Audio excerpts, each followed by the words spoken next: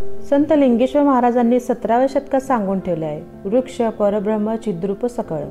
आपण हे समजून घेतले नाही म्हणून आज अनंत अडचणींचा सामना करावा लागत आहे. माणसे एकीकडे वृक्षतोड करून ट्रक भरून लाकडे आणत आहेत, दुसरीकडे सरकारला विमान, रेल्वे, ट्रक अशा विविध माध्यमातून ऑक्सिजन पुरवठा करण्याची वेळ आली आहे.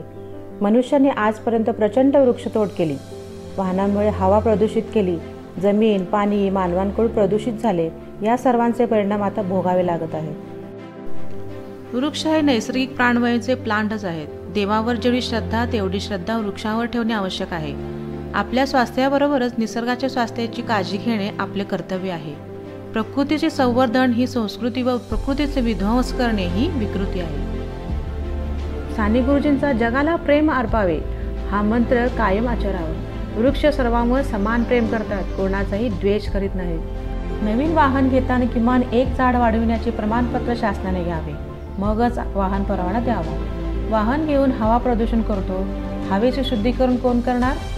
एका मुलाच्या रक्षणासाठी किमान एक वृक्ष पाहिजेच. आहाराशिवाय 1 महिना, पाण्याशिवाय 1 आठवडा आपण राहू शकतो, श्वासाशिवाय 1 मिनिट तरी राहणे शक्य आहे काय? Forest man of India Padmashri Shri Jadav Molai Payeng यांचा आदर्श सर्वांनी घ्यावा. आसाममधील या महात्म्याने सुमारे 1360 एकर क्षेत्रामध्ये सतत 30 वर्षे वृक्ष संवर्धन केले. अमेरिकेतील अभ्यासक्रमांमध्ये यांच्याविषयी धडा आहे. या महात्म्याला तुकोबारायांनी सांगितलेला वृक्षवल्ली आम्हा सोय रे वनचरे हा मंत्र समजला होता. हाच मंत्र सर्वांनी आचरावा.